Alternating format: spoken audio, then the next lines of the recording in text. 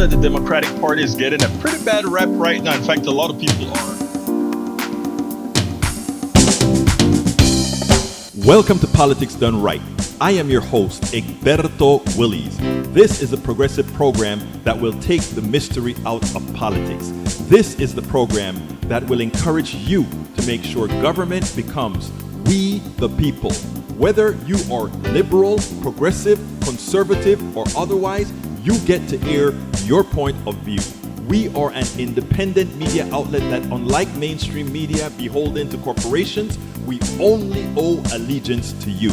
Remember, you can also send me a tweet at EGBERTOWILLIES. That is at Egberto Willies.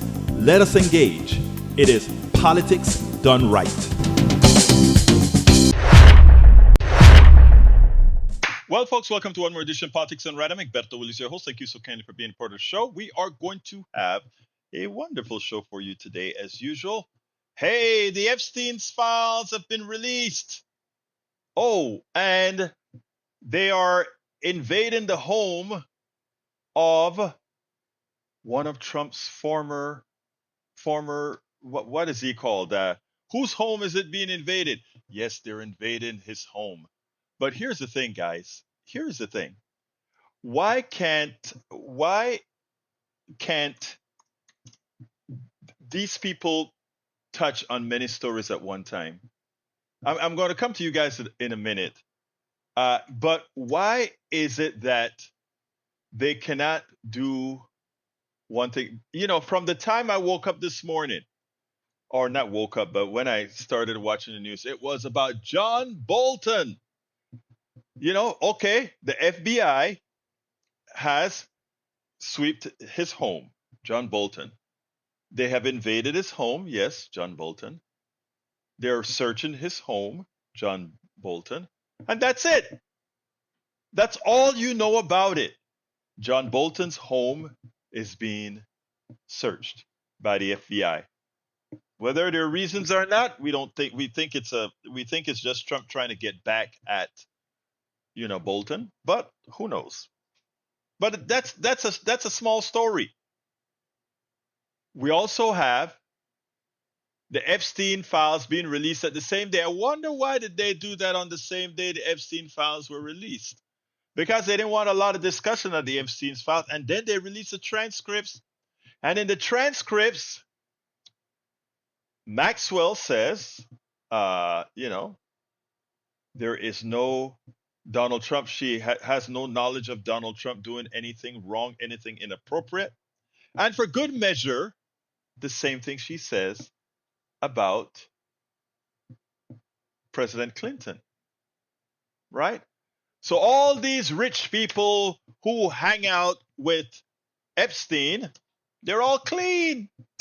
Yeah, she went and got a whole lot of girls to do a whole lot of things. She took away the innocence of all these women, and even as the justice said that she had a whole bunch, that she had a list. They have her on record saying, Maxwell on record saying that there was no list of people who participated in these events. No master list, right?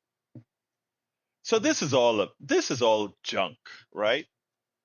I don't mean junk for the people, the women who went through the pain, but I mean, as usual in our patriarchy, they get away because we tolerate it, we allow it.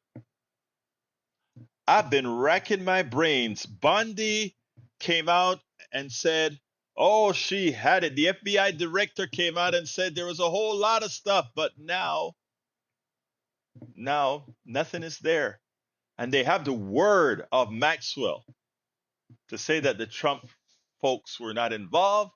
And for good measure, maybe since Hillary Clinton said that she would probably nominate Trump for a Nobel Peace Prize if he got the stuff done with Ukraine, maybe Trump liked that and made sure that If in case Clinton did anything with Epstein, hey, all these rich fat cats get away with taking advantage of women, and folks just accept it.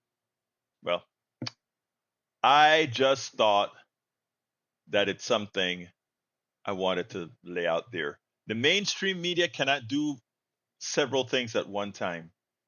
One of the reasons I wasn't covering the Epstein story is just because of this. Because again, they hyperventilate on one thing, and then when they get a story to take the Epstein off the front page, as they're doing with the Bolton home invasion, if you will. Not home invasion, but you know what that's called. Anyhow, welcome aboard, my people. Welcome aboard. We have Michael Rudnin, who came in first at from Brooklyn, New York. We also have Yvette Avery Herod from Atlanta, Georgia. Joe from Los Angeles, California. Lee the Bearcat from Austin, Texas. Eric Hayes from Kingwood, Atascocita. In the house, May Wood from Long Beach, California. We also have Lee Grant from Montgomery County. In the chat, remember we start late not we start late, but the chat starts up a bit late by the time a lot of people have joined in. So I just want to give a big welcome. Hello to Independent Voter 1, Brandon D, Susan McAllister, Alice, Charlotte, Eileen Giardini, Laura Gomez, Louis Dyke, Sarah Dammer, Independent Media, Jenny Benjamin, Ronald Schiffman, John Davis, A. Davis, John Springsteen, Sue Sharko. How you doing, Sue Sharko? Sharon Campbell, Hirut Kidain Marian.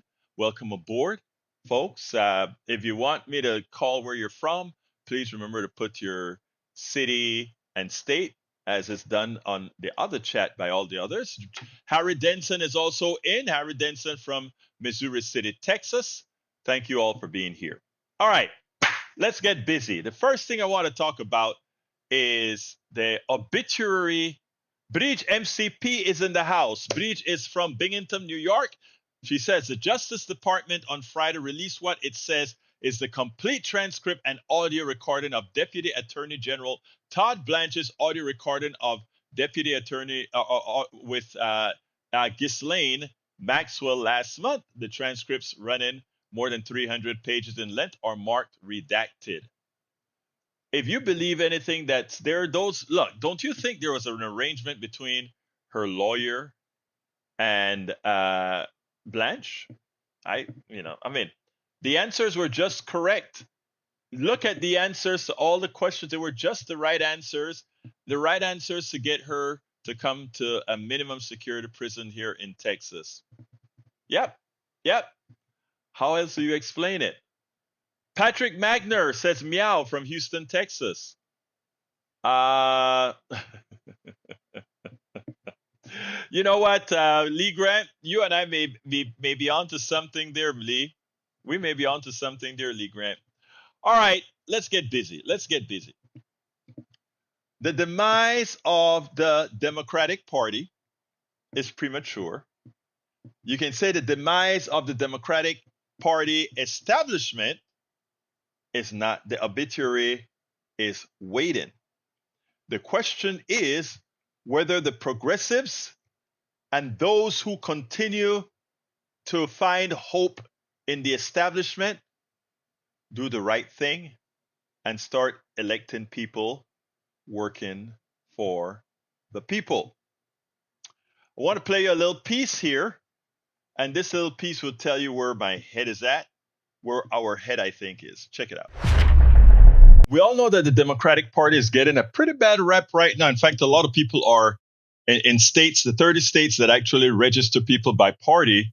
The Democrats have lost about 2-point-something million registrations, while the Republicans have gained about 2-point-something million registrations. That's a net of over 4 million shift towards shift towards the Republicans, if you want to kind of look at it that way. But the reality is that's not the real answer. The real answer is a lot of the people that are leaving the Democratic Party are people that are just upset that the party continues to lean more towards the neoliberal side, the establishment side. But the establishment is one thing. People are the next. And if you take a look at what happened in in New York with Mandami, what it proves is that Zoran is absolutely it's a template that we ought to be looking at. He touches all the buttons that all parties, all the people in all parties are looking for. It doesn't matter that the billionaire class are going to try to hit him on being a democratic socialist. That doesn't matter, because what democratic socialism means to America is exactly what they're asking for. Take the names off, take the labels off. The policies that this guy is putting out there, when he articulates them, because he's a very good communicator, that is what the people want. It is a shame that Schumer and Hakeem Jeffries, the two leaders of the party, are refusing to wholeheartedly endorse this guy. In fact, they're looking pretty silly. They are not the future of the Democratic Party. The future of the Democratic Party lies with progressives. Punto y final. I want you to listen to this little piece here, and then we'll take it on the other side. It's a very short piece. Tim, a lot of people have been saying, including the New York Magazine, by the way, they had this headline that said the obituaries for the Democratic Party are premature. What is your take on all this? I think the Democratic Party has a lot of work in front of it. I think the reason a lot of these voters shifted over is for opportunity. I think part of this is Trump is an avatar for them. He stands up for them. The other part of it is that they see the Republicans more generally, and Trump specifically, as a successful businessman who's going to create economic opportunities that allow them to put money on the table for their families. That flies in the face of decades of statistics that show the GDP and the economy has performed better under Democrats, that our economy does better when we embrace diversity, when we embrace inclusion. I think it's also better morally and socially, but you don't have to make that argument on those grounds to people who are put off by that. You can simply say the Democrats have a strong track record of creating opportunities and optimism for people who need it, and get that message out of the hands of the Republicans. I also think that's an animating force in all of this. So let's be very clear here. There is a Democratic Party, and what the Democratic Party means to the working class, what it means to the middle class. And then there's a Republican Party that survives online, that survives on promising something and delivering everything else delivering all to the wealthy class.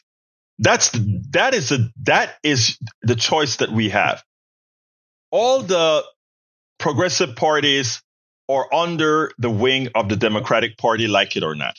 I mean, that's just in a duopoly. There's not much that is the answer in a duopoly, until within that duopoly we do the necessary steps to change it progressively. So therefore, the demise of the party, premature, yes. How do we move forward? Well, New York, I think, has shown how to move forward. Disregard the billionaires, disregard the establishment, and pick the person who speaks to not only to your heart, but speaks to your financial well-being. And then answer vociferously those who try to trip you up, like they've been trying to trip up Mamdani for the longest time. But when you have somebody who can communicate the good that progressives represent against the lies and the evil of the right and the establishment, against the policies that move things simply to one direction, that's a winning combination every progressive can learn from. And I just watched Mandami on yet another interview on CNBC. And let me tell you something. If there is one person who knows to communicate the message, it is this guy. And if other Democrats out there, other progressives out there, if they want a template on how to speak on just about every issue, including issues that are anathema to their beliefs, follow that template, because this guy has what it takes. Absolutely so. And for those who will, for our MAGA folks who refuse to acknowledge the reality that the Republican economic policies are much less robust than the Democratic. Let me go ahead and put some numbers out there for you. And again, I know people kind of goes with feelings and not necessarily, but not numbers all of the time. But here's the facts. First, let me just show you some charts. All the way back to Truman. Look at the growth in the economy. This is average annualized GDP growth by term. Truman, Kennedy, Johnson, Carter, Clinton, Obama, all of these guys excel. And remember, Obama came in when we had the crash, when the economy crashed, is when Obama came in. Remember also when the economy started crashing under Bush 1, Clinton came in. All of them better economists. Look at the blue lines, look at the red lines. Average annualized GDP growth by presidency. Look at the comparisons. It's all there. It does better under Democrats. And let's get the actual numbers now. Princeton economists Alan Binder and Mark Watson found that annual real GDP growth averaged 4.33% under Democrats versus 2.54 under Republicans, a substantial gap of 1.8%. That is huge. That is almost 30 something, 40% more under Democratic rule. Democrats need to start articulating that they are much better for the economy than Republicans. Similar findings from the Economic Policy Institute showed GDP growth about 1.2 percentage points faster during Democratic administration. That's 3.79 versus 2.6. The Belfer Center reports 4.23 versus 2.36, reinforcing the consistent Democratic advantage. These are numbers. These are how the economy performs. Therefore, guys, disregard what you hear about how great economies work under Republicans. It's just false. It's just talking points. And Democrats are terrible in explaining that these talking points are false. Job creation. Since World War II, Democratic presidents have overseen about 70.5 million jobs compared to 29 million jobs under Republicans, roughly 2.4 times job creations under Democrats than under Republicans. Eat that, my dear brothers and sisters. Mike Cizek, are you listening? All right. We also have from the JEC data, job growth under Democrats total 50 million versus 17 million under Republican presidents, is more than 3 times. Come on now, let's keep it up. The urban Milwaukee chart highlights that every Democratic president saw a drop in unemployment, while 6 of 7 Republicans saw rises, with an average gap of 3.5 percentage points. These are facts, not talking points. These are numbers. You can go to the Bureau of Statistics and find it out. The BLS, go look it up. It's there, my dear CSAC. But you guys can't accept that the Republican Party is a failure, right? Oh, even though you do very well under Democratic leadership. You do very well under Democratic leadership. Let's continue. Broader economic indicators, recessions. 10 of the 11 post-World War II recessions began under what? Republican governments. I repeat, 10 of the 11 recessions in the post-World War II era began under Republican president. In all of everything that we do, we need to go out there and point these things out day in and day out. By the way, these statistics that I'm doing here didn't come from a party, or these are just looking at the numbers, okay? Income growth. According to Bartels, poor families saw over 4 times as much income growth under Democratic administration compared to Republican ones. And we even saw that when Donald Trump, look at what happened. Biden came in, instituted policies that pulled children out of poverty by over 50%.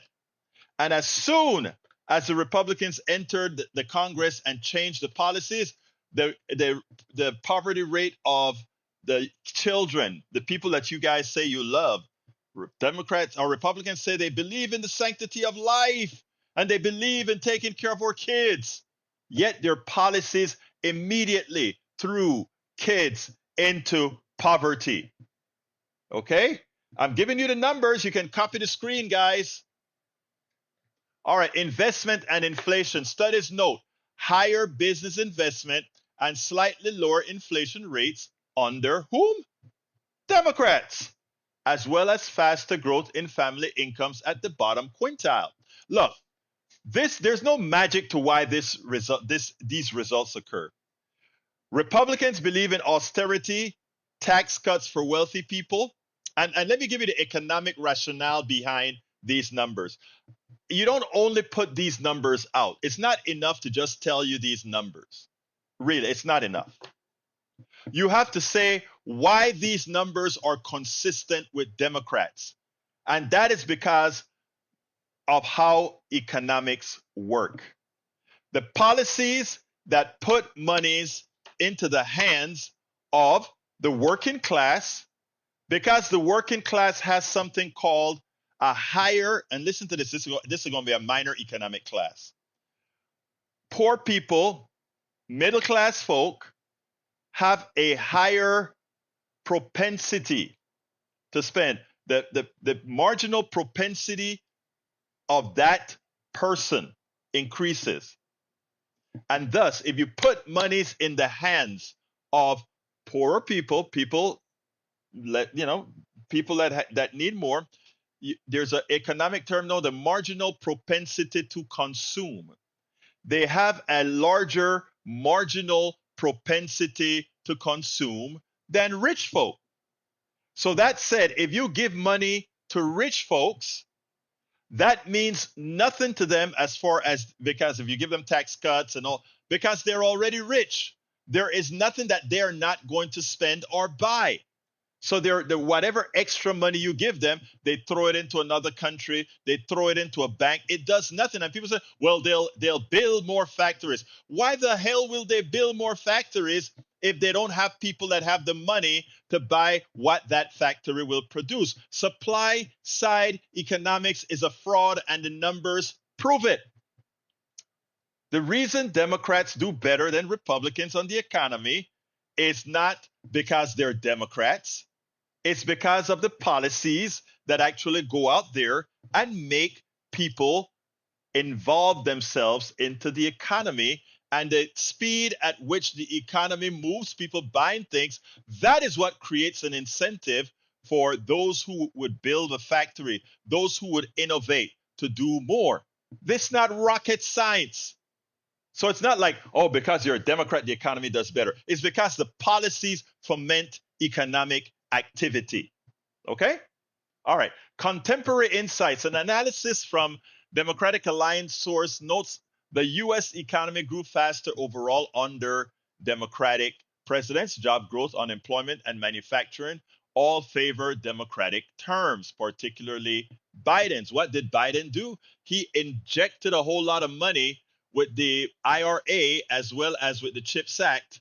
He put a whole lot of money into things that would generate, and you know what, and it did. Our economy was the only economy that didn't fall into recession, the only economy that does right. Okay, so let's be clear here, folks. Don't let people who lie to you about, oh, the austerity, oh, tax cuts and all of that fool you. It's all a sham. It's all a sham, and it does nothing for people. Vox emphasizes that despite public perception favoring Republicans on economic competence, real data, GDP, job creation, stock market points to much better performance under Democrats. So let's be clear, folks. I want you all to take those numbers. And whenever you are in conversations with MAGA, do it nicely, respectfully, but send them to the numbers. All right? Let me read some of what you say before I go to the next video. But let's say Maywood says, I've always been fascinated by how and why Republicans and idiots can continue to believe and insist that Republicans are better on the economy than Democrats. No data, no evidence, no examples, just their insistence. All the evidence, all the data, every example says exactly the opposite. Exactly. And that's all. And again, when you have people trying to convince you otherwise, disregard it. They're just hyperventilating. Patrick Magnus says every Republican president over the last 100 years has had a recession. Shame, right? Uh, Mike Cisak said those talking points are false as they don't take into account policies and when they come into effect. That's BS. We run the numbers in every form possible. In every form possible, we've run the numbers. And the fact of the matter is that Republicans are horrendous on the economy. They are horrendous on people's personal economy. They're simply horrendous on just about everything that they do. They hate government because they're not good at it. They're just not good at it. They're not good at it. Okay. Michael Randy says red hats refuse to accept statistics that go against their beliefs. Face it, Republicans suck on economics. Republicans care about the wealthy getting wealthier, but such makes for really bad economics for everyone else. And you know what? It's so funny, Mike. We have poor people in this chat defending the guy who's taking money out of taking food out of their mouth and money out of their pockets. It's amazing, right? Amazing. All right, Bruce Pollard says neoliberalism is a political and economic theory that advocates for free market capitalism with minimal government intervention, emphasizing private sector control, free trade, and the reduction of public social services. Emerging as a response to the perceived failures of early economic policies, it promotes ideas like deregulation and privatization, while proponents argue it leads to economic growth and individual liberty. Critics contend it increases social and economic inequality by weakening social safety nets. And we have, look, Bruce, that definition is true. Very true. And that definition has failed. That has failed. By us giving full control to the private sector, to the capitalists, what we have done is exactly what capitalism does: extract and monopolize. And look, the most recent king of capitalism said it. Let's go ahead and do this. If your theory says the following, and I want you guys to listen in detail.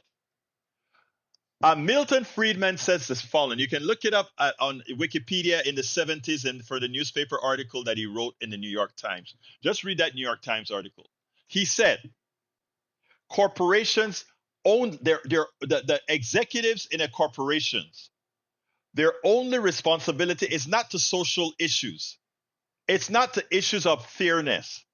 It is to maximize the profits of the shareholders, for which the shareholders reward them with good bonuses. That's all. There's no heart, nothing. Maximizing, what is involved in maximizing shareholder value? Monopoly, right? And without government, you get monopolies, right? Because unless government put the brakes on a company from growing excessively, by definition, you ought to buy your competition so you can raise prices and maximize your profits. That's capitalism. Very fair. They're playing by the rules. Okay. Also, you do whatever you can to get away with to maximize the profits of the shareholder. And isn't that what we do? Look at healthcare. We don't care about your health. You are a token to make more money for an insurance company. You are a token to make more money for a hospital. You are a token for all these things. Look, when you go to the doctor, when you get into an emergency, the first thing they ask for, give me all the paperwork as far as how we are going to get paid.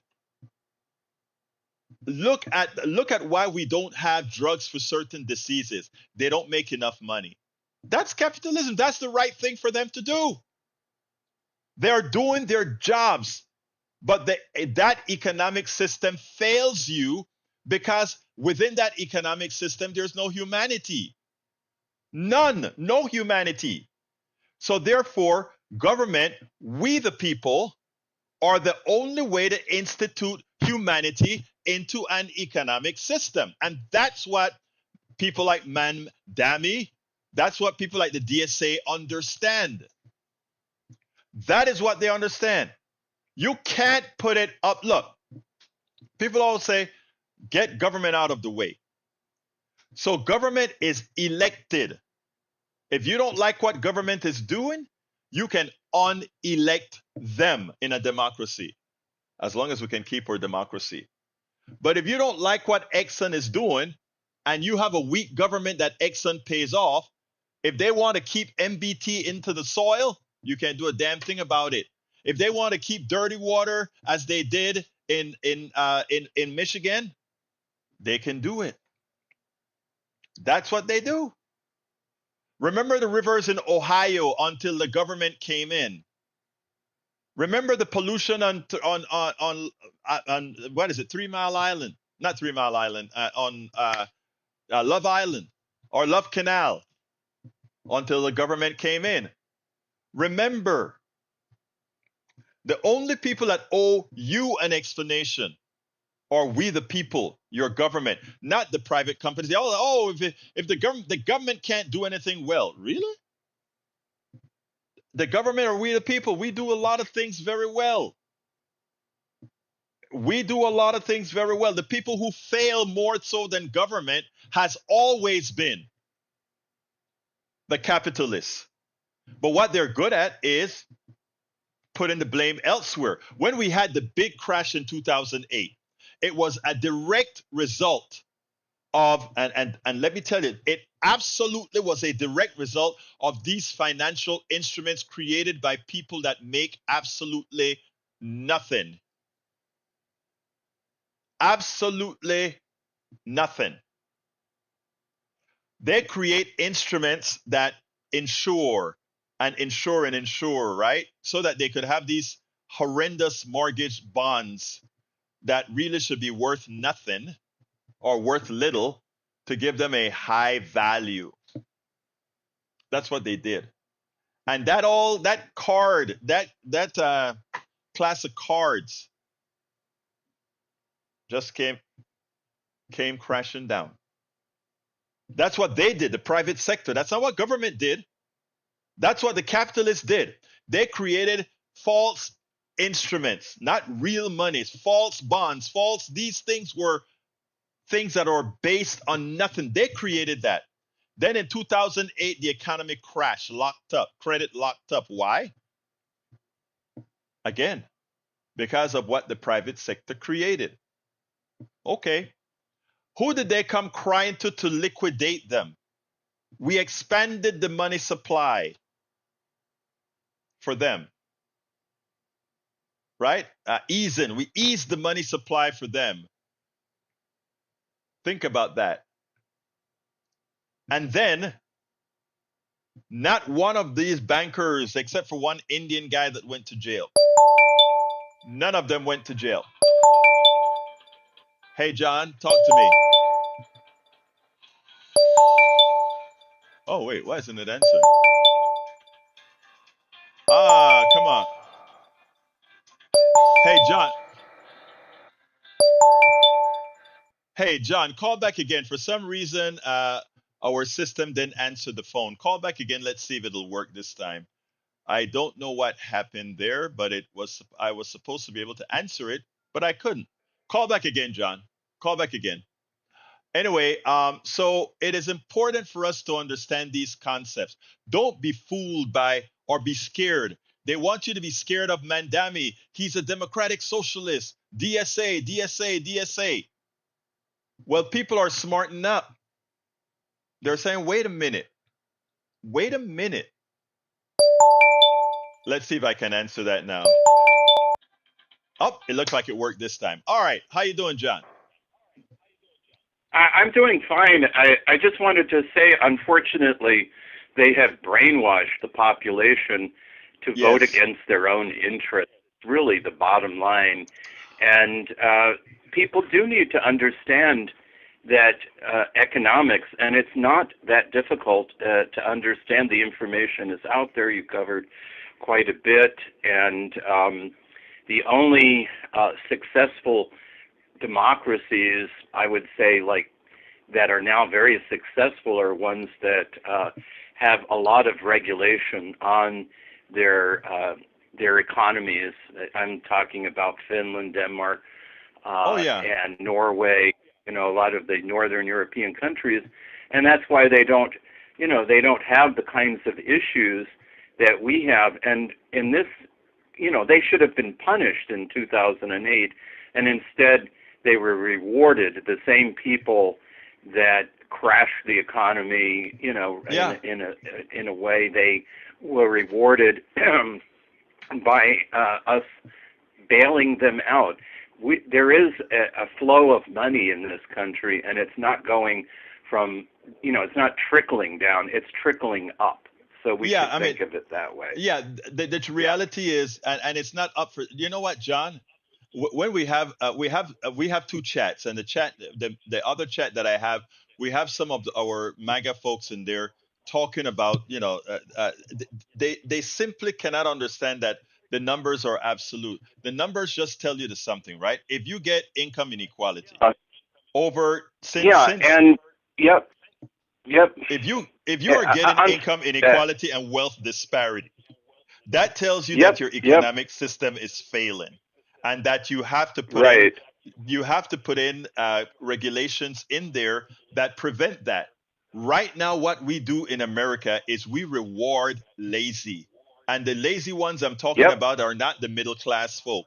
The lazy ones are the No. billionaires and the multimillionaires. They are the lazy ones. Everybody does work for Yep. them. I mean, people talk about, look at the infrastructure that we built. Yeah, we built it, but we can't use the damn thing. How many of you can go into those skyscrapers in Detroit, in and Houston, No in all one. these other places? No one. You just built it for them. Nope. You're enslaved by them. And then you have these folks Yes. out there trying to defend it, you know? Yeah, and it's just pathetic that, it's like we're our own executioner.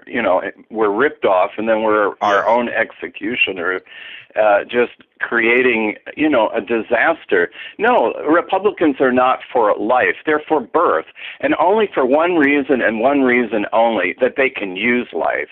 That's what they're good exactly. at. Using other Exactly. people. That's what they're really good at. Yeah, They that's want all all. these babies for, thank you very much, John. They want all, you have a wonderful weekend. They want all these babies for wars. They want all these babies because you don't get enough babies, you can't send them to war, right? So you got to keep your war population up and growing. Hey, but here's the deal, folks. Before I forget, I need to tell you, on Sunday at 11 a.m. Central, I repeat, on Sunday at 11 a.m. Central, I'm having a correspondent in Ukraine, in Kiev, Ukraine.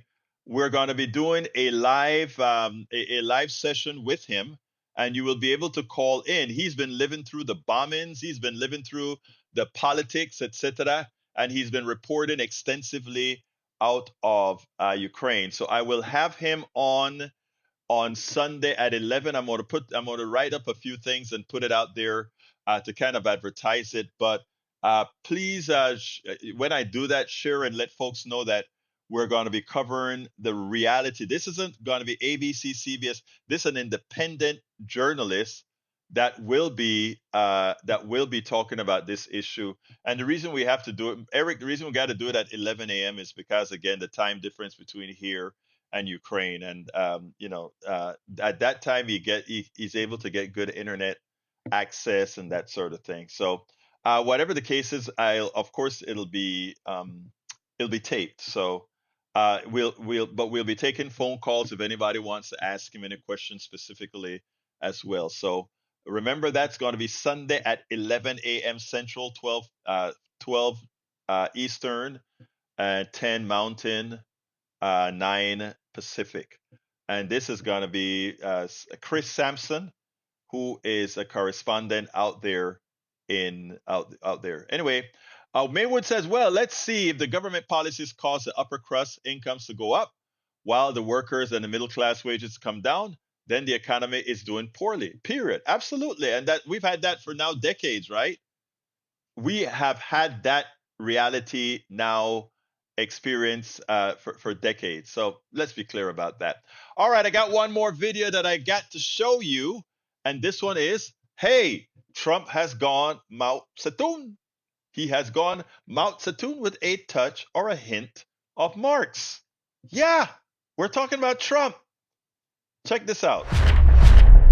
Well, it seems like the capitalists are all concerned now.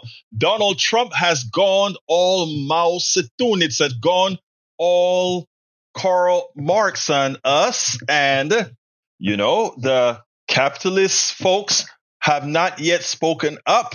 But in private, they're sending out their spokesmen to really start to get on Trump. Hey, how can you do that? Whatever happened to the free, unfettered markets, Mr. Trump? Because you have to remember what Trump is doing now, right? And by the way, I want to be clear here, because I'm not a capitalist. I'm a free enterpriser. I believe in free enterprise. I believe in small government, or rather, not small government. I believe in right-sized government larger than any corporation, because again, it should be able to, we the people should control our own economy. I also believe that if the government I'll wait on that part before I go into it. I tell you what, let's listen to this discussion between Lawrence O'Donnell and this capitalist, and then I'll give you my side of the story. Let's go ahead and listen to that. Donald Trump happily labels every Democratic politician in America opponents of free enterprise and socialists. Tonight, we renew our resolve that America will never be a socialist country. But our next guest, Yale Management School Senior Associate Dean Jeffrey Sonnenfeld, writes in Fortune magazine, unlike any leader of any free market economy around the world, President Trump has seized control of private enterprises' strategic decision-making and investment policies while invading corporate boardrooms so that he may dictate leadership, staffing, punish corporate critics, and demand public compliance with his political agenda. This is far more dangerous to capitalism than a city-run grocery store. Rather than pursue standard laissez-faire conservative economic policies, MAGA has gone Marxist and even increasingly Maoist. Joining us now is Jeffrey Sonnenfeld, Senior Associate Dean at the Yale School of Management and a CNBC contributor. Jeff, this is the piece I've been waiting for. I've been watching Donald Trump's interference with businesses, directly hands-on interference with private enterprise. Haven't gotten to it in all the things we've had to cover here, but you have covered it so thoroughly for Fortune. Give us the highlights. These are things we've never seen before in American government, some of the things he's done. It's unparalleled, and it is exactly the shrieking irony that you point out as he projects so many things onto others, which is, of course, psychologically what he's doing himself.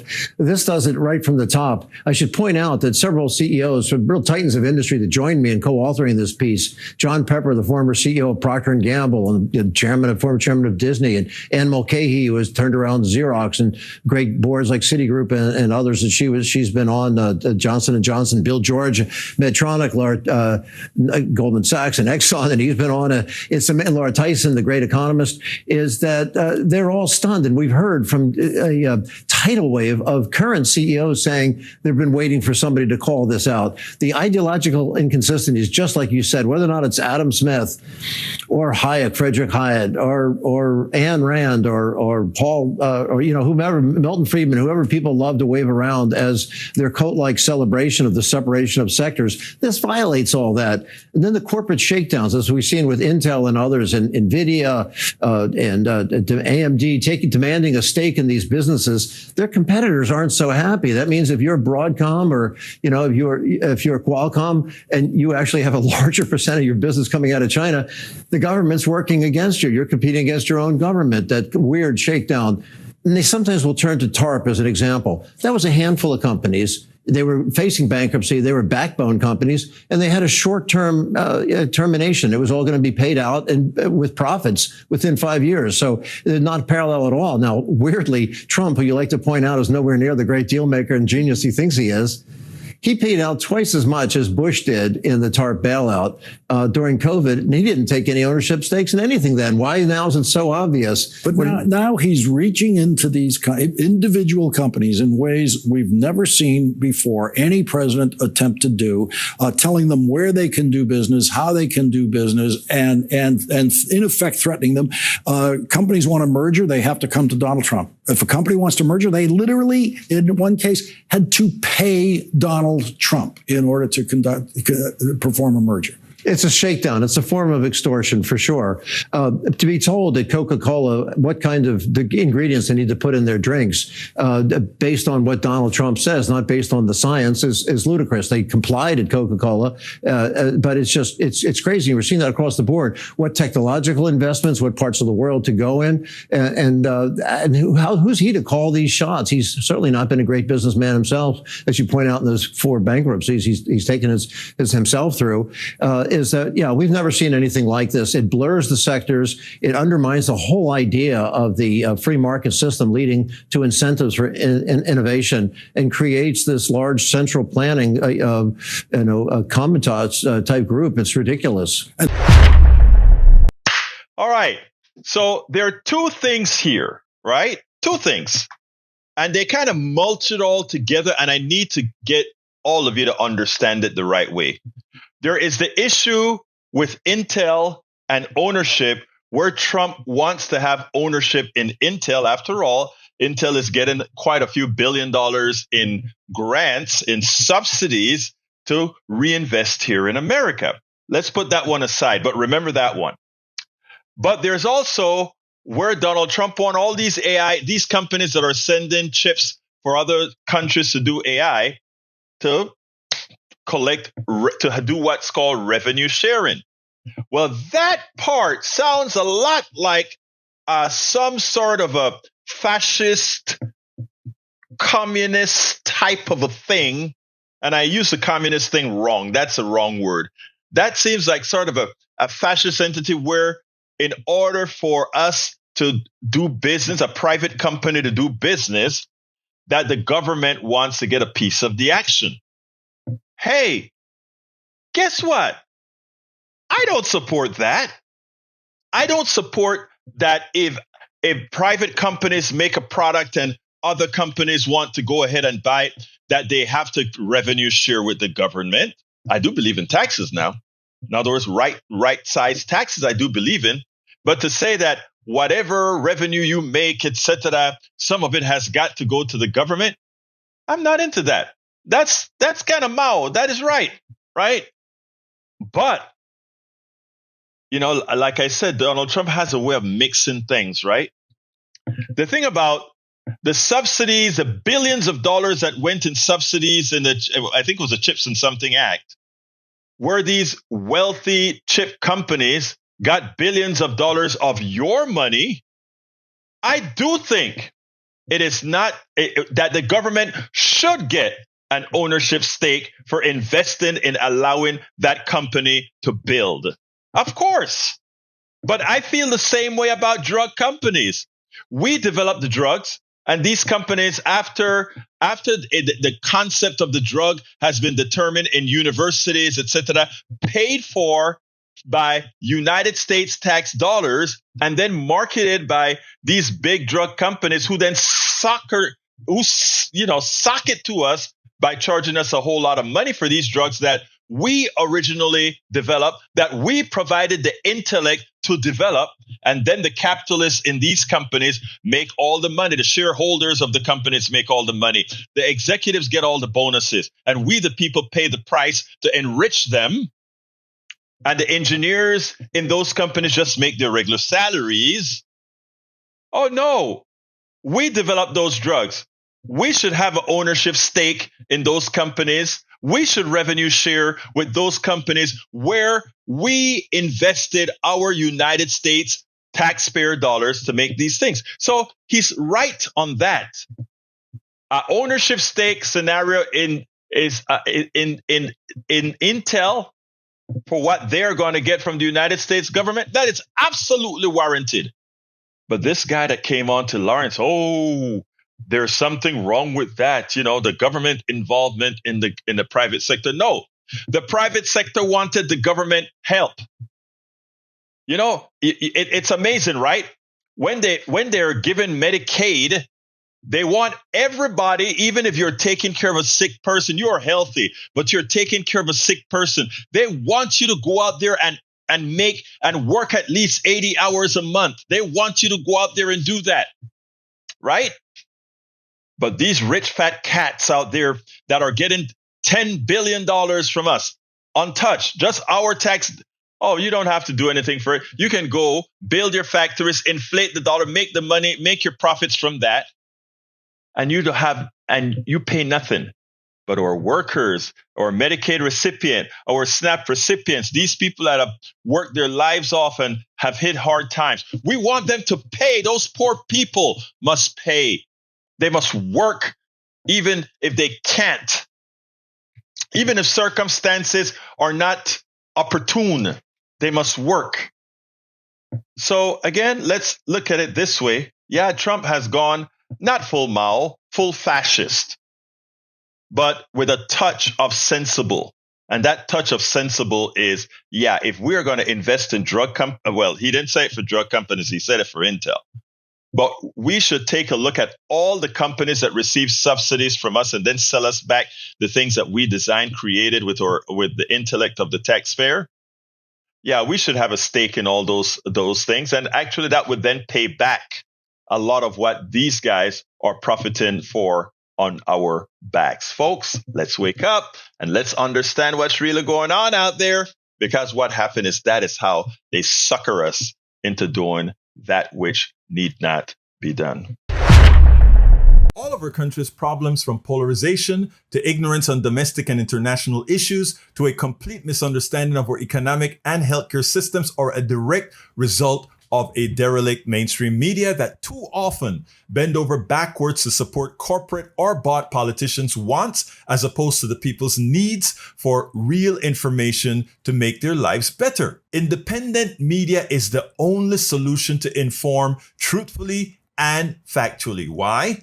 Because our loyalties are to you, the ones who fund us with small dollar contributions and subscriptions. Please consider supporting our independent media platforms by subscribing to our Egberto Off the Record newsletter at politicsdoneright.com/newsletter. Again, that is politicsdoneright.com/newsletter. It's an investment that pays incalculable dividends. Well, it is absolutely an investment that pays incalculable dividends, folks. Look, I want to remind, for those of you that have just come, on Sunday at 11 a.m., I will have Chris Sampson, who is a correspondent living in Kiev, Ukraine. He'll be giving us the rundown of what's really happening in Ukraine from a political perspective, from a military perspective, etc. I'm going to have a few questions I'm going to be asking him, bringing him in live, and we will be allowing questions. So I'll have the telephone lines open that you guys can ask him questions. It's going to be done on Substack Live. So if you don't have a Substack Live account right now, get yourself a Substack Live account, because I'll have it open, but get a Substack Live account and check it out. The reason I'm doing it on Substack is let me give you the rundown real quick. We have noticed a lot of throttling on things having to do with Israel, things having to do with Gaza, things having to do with Ukraine, and also listening for keywords. And some people have even been getting their accounts flagged. If your information doesn't square, they'll try to say that you're giving wrong information. Well, I'll have somebody in the belly of the beast coming on, and we have a lot of freedom at Substack Live to do what we want to do, unlike on YouTube, Facebook Live, and other platforms. So we will have Chris Sampson on. Chris Sampson will be with us 11 a.m. on Sunday, this upcoming Sunday, and we will be talking about Ukraine from the belly of the beast, directly from Ukraine, and we'll have extensive time, unlike what you get on network TV. We'll be able to talk to somebody who's actually there, who actually writes for he gets, many of his articles have been picked up by the Ukrainian main English newspaper as well. And, he's worked with guys like, what's the name of the military guy that went out there? Mike, what's his name? Mike Sampson? No, not Mike Sampson. Anyway, he's worked with quite a few of the people you've seen on TV, the generals, etc., on TV, and we'll have him on Sunday. All right, I got to get out of here. But before I get out of here, I want to ask all of you who have the wherewithal to do so to please become paid subscribers of our Substack. As you can see, we make sure and do a whole lot of work and bring you truly fact-based information. A lot of times things that the mainstream media won't tell you. You can become a paid subscriber by going to politicsdoneright.com/newsletter. politicsdoneright.com/newsletter. I've just put the link in both chats. Please, we cannot do this without you, and we're way behind in signing up memberships. So I ask you as kindly as I can, if you have the wherewithal to get Politics Done Right a coffee, please consider doing so by become a paid subscriber at politicsdoneright.com/newsletter. Got to get out of here. Look, folks, love you all from the depths of my heart.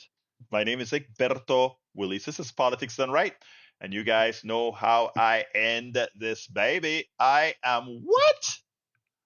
Out!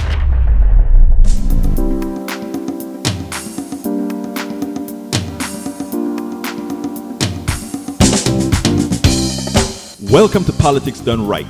I am your host, Egberto Willies. This is a progressive program that will take the mystery out of politics.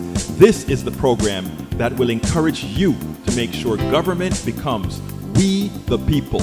Whether you are liberal, progressive, conservative, or otherwise, you get to air your point of view.